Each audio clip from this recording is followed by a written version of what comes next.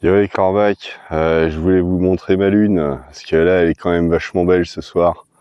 C'est con en fait, il y a quelques minutes elle était orange quand elle passait juste l'horizon. Mais bon, le temps que je me prépare, que j'arrive, tout ça. Bon, c'était pas pour ça que je voulais faire une vidéo, de toute façon c'était pas l'idée, mais ouais, en fait, disons, j'avais mal à la nuque. J'arrivais pas à m'endormir.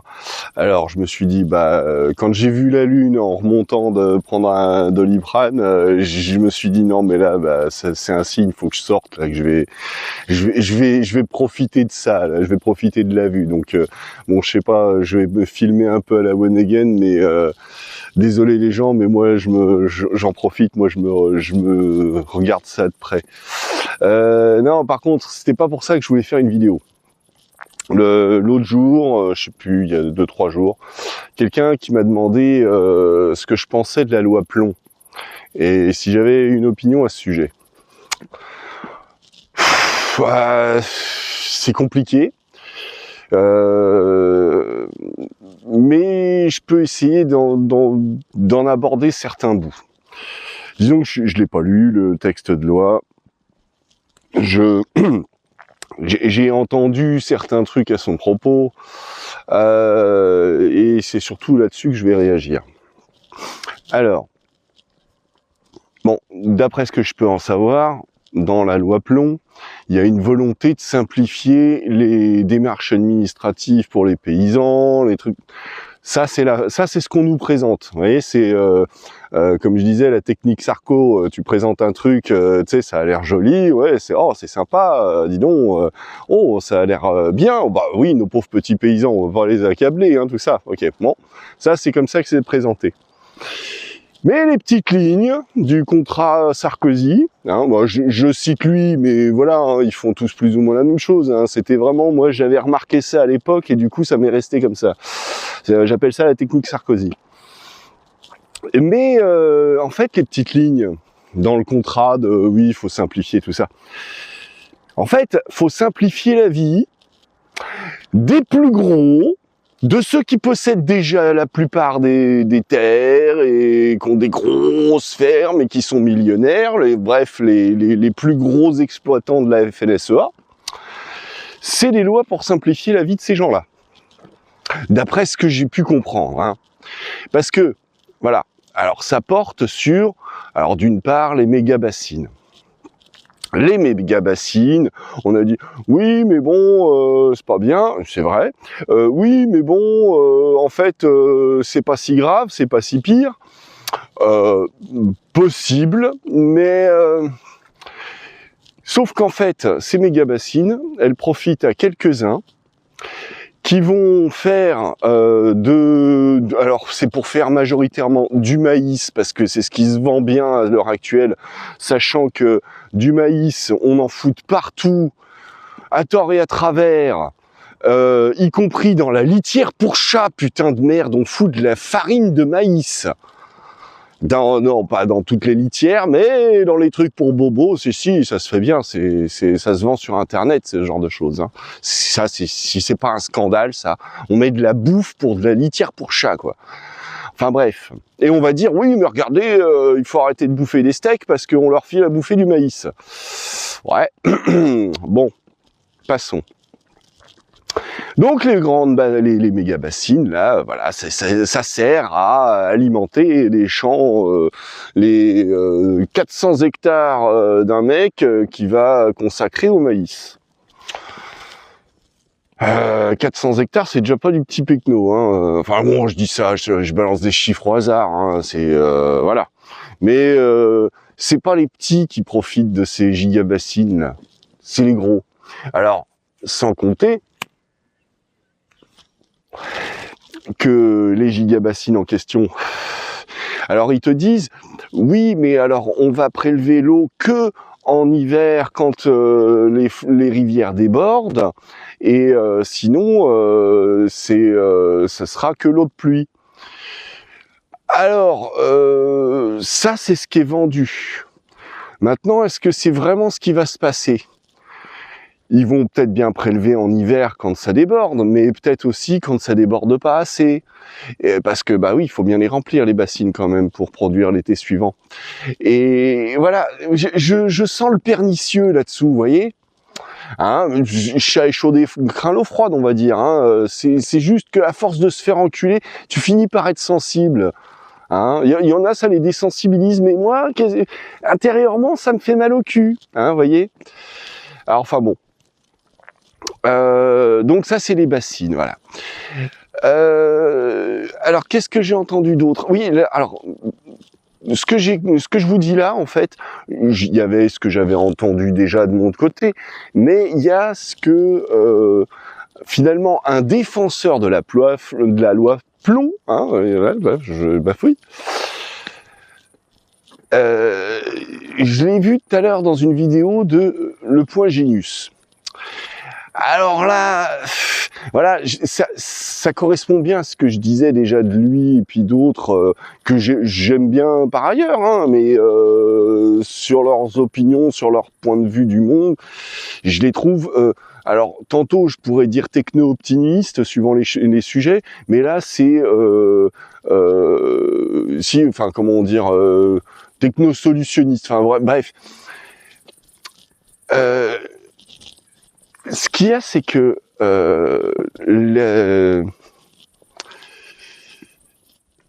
il parlait par exemple des pesticides. Hein, il y avait cette histoire de néonicotinoïdes. Et lui, en fait, il fustigeait le fait que on critique ces pauvres néonicotinoïdes, qu'il y en a, c'est encore pire que ça et on les a même pas supprimés. Ok. Non, mais en fait, c'est pas si pire pour les abeilles. Bah, admettons. Parce que déjà, celui qui est pas encore supprimé, bah peut-être que c'est parce que il y a vraiment aucune autre solution et que c'est la merde sans, ou peut-être que il serait bien de le supprimer lui aussi. Je sais pas. Hein, ok. Mais là ensuite, il y avait un truc qui me posait souci, moi, parce que il partait du principe que si c'est, admettons, pas si grave pour les abeilles que hop là, je me retourne, hop là, voilà, que si c'était pas si grave pour les abeilles, les fameux néonicotinoïdes, donc là celui qui veulent réintroduire, bah autant arrêter de faire chier les paysans qui veulent cultiver leur champ de betteraves et de noisettes. Hein, rappelons-le, c'est pour faire des betteraves et des noisettes. Ça aura son importance ensuite. Donc si c'était pas si grave, quoi, si a priori il y en a qui sont pires que ça et que il y en a voilà, que c'est pas si important à ces doses là, parce que il y avait une question de dosage, aux doses qu'elles sont censées prendre par rapport à ce pesticide, normalement c'est pas censé avoir de toxicité sur leur métabolisme. Ouais, admettons, ok. Bon, mais et puis du coup, je sais plus si c'était lui ou si c'est dans un commentaire, quelqu'un qui disait que toute façon, elles ont bien autre chose à faire, les pauvres abeilles, avec les attaques de frelons asiatiques qui les déciment. Alors moi j'ai répondu un truc en commentaire, j'ai dit oui mais ah ben ça devait être lui en fait qui disait ça. Je dis bah oui mais bon. Alors je l'ai expliqué de plusieurs manières, mais mettons, tu sais, il y a la mitridatisation. C'est tous les jours tu prends une petite dose de poison. Une toute petite, hein, de façon à ce que ça te tue pas, quoi. Mais en fait, jour après jour, ton organisme il s'habitue. Si bien que tu es de moins en moins susceptible de te faire empoisonner par une dose qui serait mortelle normalement de ce même poison. Et donc on pourrait dire, si les abeilles elles en prennent tous les jours un petit peu, c'est pas grave, alors du coup ça va les immuniser. Alors le problème c'est qu'il y a un vrai déclin des abeilles, que ça, visiblement, ça serait pas, visiblement, d'après les études actuelles, ce serait potentiellement pas ce qui les tue.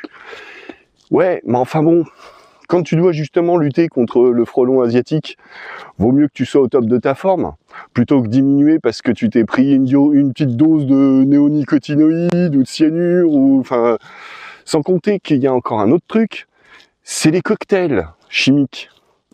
Parce que dans la nature, les pauvres abeilles, elles n'ont pas affaire que aux néonicotinoïdes et que aux frelons.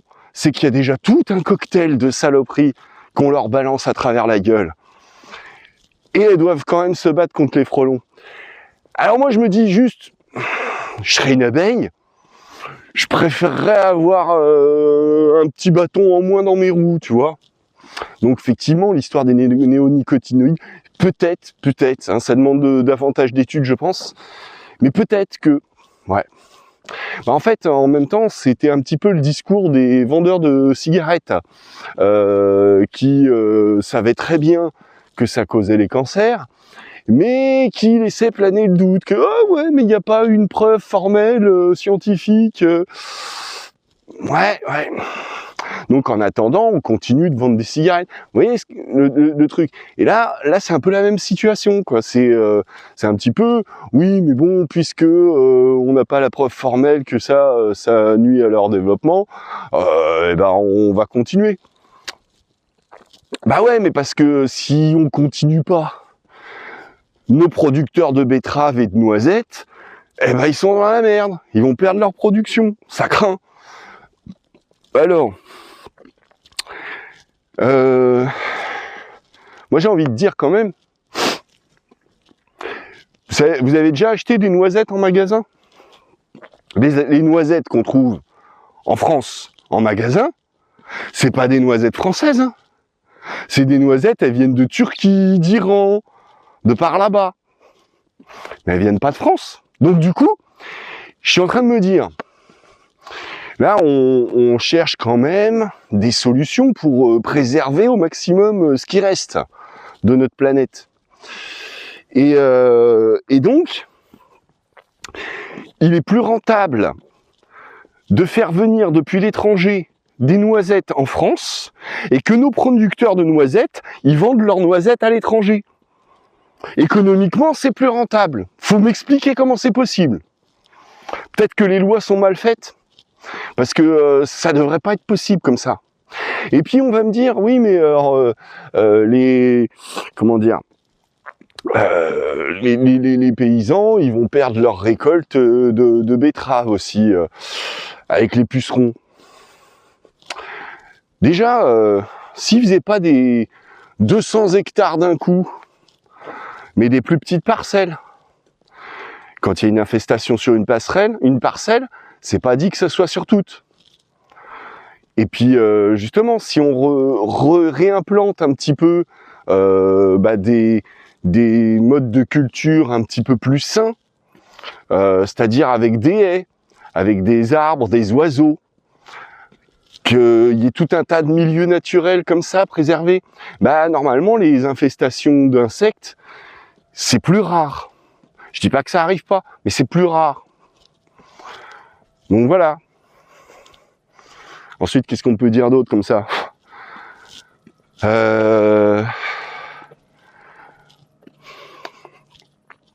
Parce qu'il y avait cette histoire d'abeilles, j'en oublie un bout.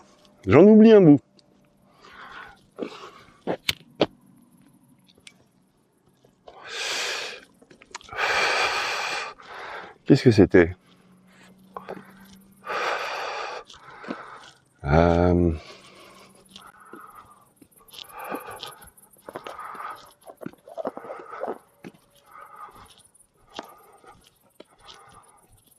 Oh, je serais peut-être bien obligé de faire un petit montage. Qu'est-ce qu'il y avait? Qu'est-ce que j'oublie?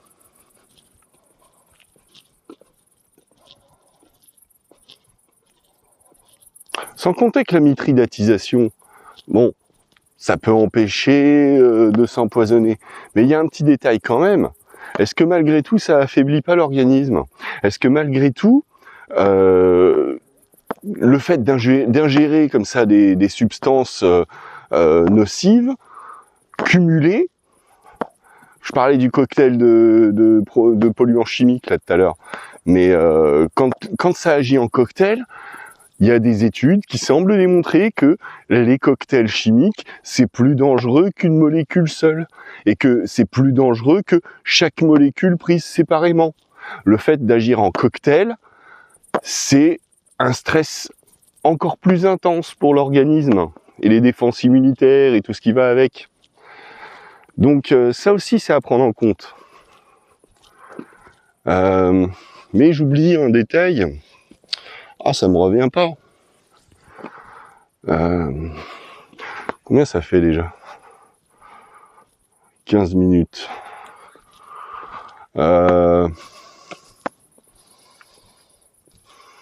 J'en oublie un bout. Ah, il y avait ce détail là ensuite. Bon, j'en oublie un bout précédemment, mais c'est pas grave, tant pis. Non, j'oublie un détail.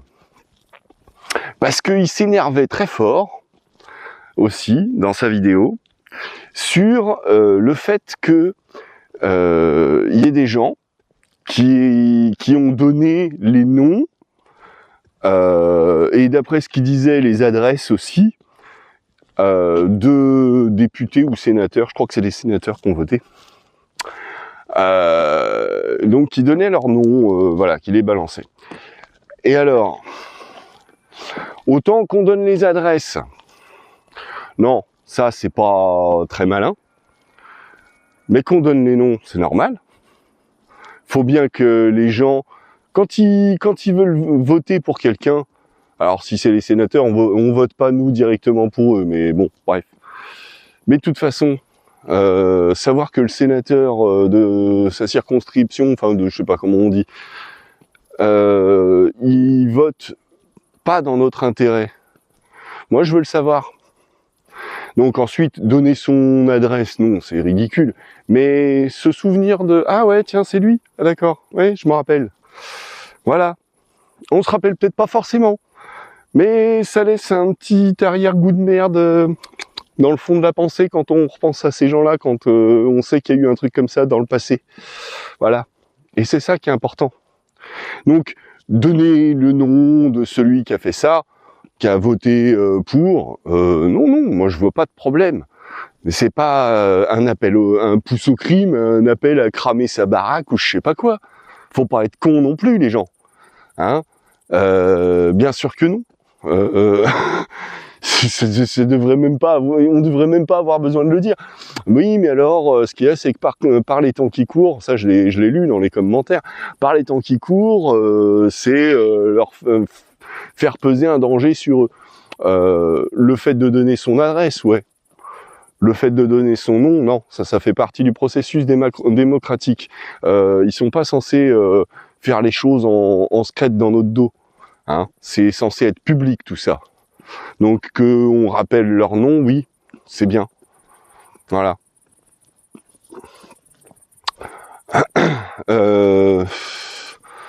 Non, ensuite, je sais plus. J'oublie un détail sur l'histoire des pesticides. Ah, attends, c'était quoi le fait que néonicotinoïdes... C'était quoi? C'était pas par rapport aux abeilles. Ah, mais oui, un truc vachement important. Bah oui, parce que en fait, c'est bien joli de critiquer, mais moi j'aime bien trouver des solutions. Et en fait, en solution, y a un truc tout bête, hein. Parce que un des arguments, c'est de dire oui, mais regardez, dans les autres pays, ils n'ont pas les mêmes restrictions, ils n'ont pas l'interdiction d'utiliser le pesticide en question. Donc du coup, ceux de France sont désavantagés parce que ils peuvent, enfin voilà quoi, ils peuvent pas rivaliser au niveau prix et compagnie. Et en fait, la solution, plutôt que de simplifier entre guillemets les démarches administratives et donc voilà s'asseoir sur les lois comment dire en faveur de plus d'écologie dans notre agriculture, et ben en fait il suffirait d'interdire l'entrée sur le territoire des produits qui sont faits selon des normes sanitaires qui correspondent pas aux nôtres. Et normalement je croyais que c'était déjà le cas. Mais non, apparemment, pour l'utilisation des pesticides, ça compte pas, ça. Donc, ça serait peut-être ça qui serait à revoir, plutôt que de réautoriser un produit qu'on avait interdit parce qu'on s'était rendu compte qu'il était potentiellement dangereux. Enfin, voilà, parce que même si c'est pas les néonicotinoïdes qui sont en train de latter les couilles des abeilles, c'est pas ça ce qui est en train de les tuer. Alors continuons, lattons-leur les couilles. Enfin non, c'est pas leur rendre service à ces petites bêtes qui ont déjà du mal à survivre que de revenir en arrière sur des décisions qui étaient potentiellement allant dans le bon sens. C'est peut-être pas la solution, mais au moins ça allait dans le bon sens, quoi. Hein. On vous laisse donner les moyens, mais non, faudrait pas contrarier ni les agriculteurs, ni surtout les gros agriculteurs, les très gros, hein. Bref. Ce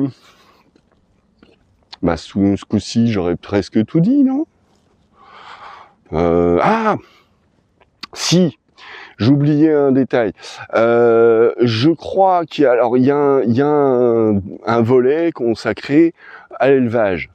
Alors, je suis pas très au fait du truc, mais si c'est ce que je crois, je vous dis, là, je parle un peu dans le vide, là. Hein, mais si c'est ce que je crois, en fait, ça serait pour faciliter l'implantation des usines à viande. Vous voyez, ces hangars gigantesques dans lesquels tu as 2000 bêtes entassées.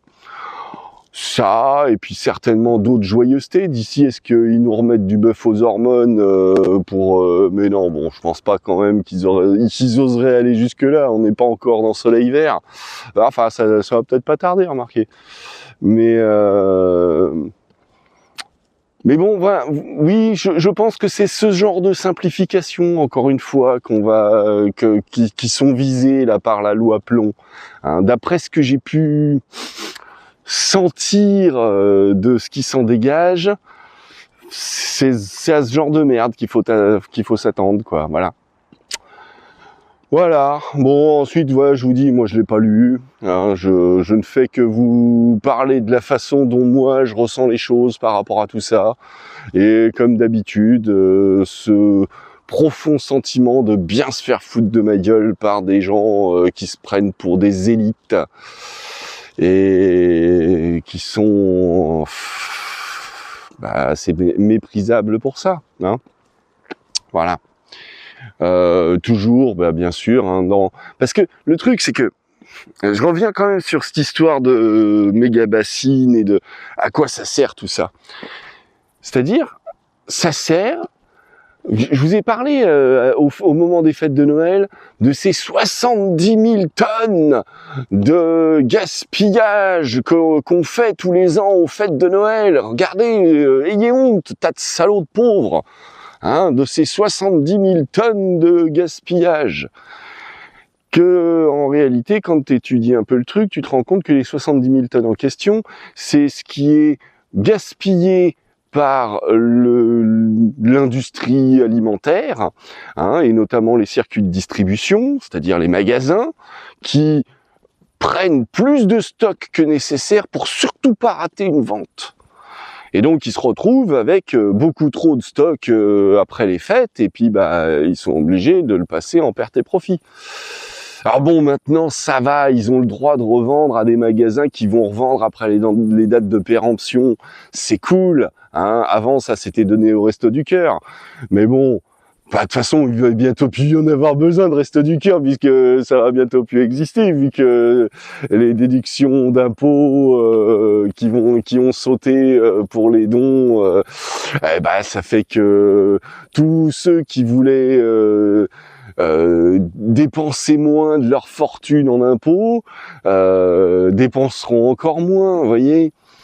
Hein, donc ça va, une fois qu'il y aura plus de Restos du Cœur, de toute façon le problème sera réglé, il y aura plus de pauvres. Hein. Enfin, j'imagine que ça doit être ça dans la tête de ceux qui planifient ce genre de plan. Hein, ouais, bon, ce serait plus simple si les pauvres ils disparaissaient. Hop là, je sais pas. Bon non, mais de toute façon, ils vont pas mourir parce qu'il y a plus les Restos du Cœur. Hein. Ils feront la manche comme tout le monde. Enfin bref. Voilà quoi.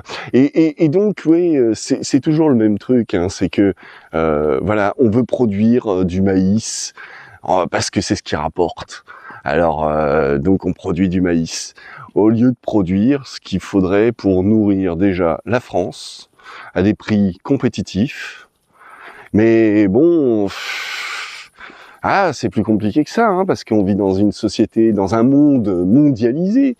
Hein, il n'y a pas que la France toute seule. Hein. Remarquez, on devrait peut-être s'inspirer un petit peu de la Suisse hein, de ce côté-là, parce que ça fait longtemps qu'ils mettent des droits de douane bien maous sur tout ce qui rentre chez eux, de façon à ce que leurs producteurs locaux écoulent en priorité leur production. Hein. Ce qui, moi, me semble assez logique. Hein. Mais bon, c'est parce que c'est pareil, hein, on pourrait dire toutes les entreprises qui font de la fast fashion, ça serait pas compliqué pour eux de faire des lois pour dire non, mais ça va pas dans le bon sens, on arrête ces conneries. Mais non, c'est pas ce genre de loi qu'ils font. Eux, ils font des lois qui vont favoriser le commerce, qui vont favoriser la croissance, comme ils disent, hein, toujours plus. Acheter. Mais non, pas les lois qui vont favoriser la prise de conscience, l'implication, essayer de faire des efforts, tout ça. Non, c'est aux pauvres de faire des efforts. C'est aux pauvres d'arrêter de manger de la viande pour que les riches puissent continuer de bouffer du bœuf Kobe. Vous voyez ? Enfin bref. Tout ça pour ça, quoi. Allez, ciao les carbacs.